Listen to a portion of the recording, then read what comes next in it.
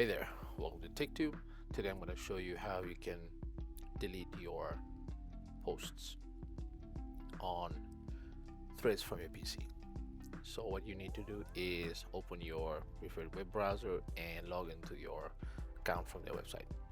So this is their main page and should look somewhat similar to yours.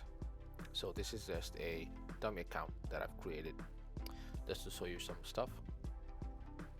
So what you need to do is on the left hand side here, there should be a profile icon right there.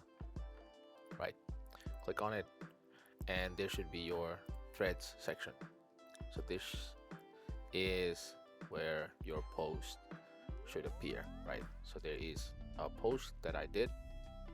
So let's say you want to delete this post, right?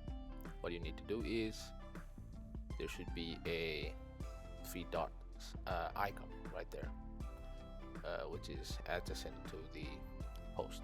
Just click on it and select delete. It asks for confirmation, so just accept it or just press on delete, and there you go, your post has been deleted. If this content helped you, make sure to like, share and subscribe to the channel. Thank you.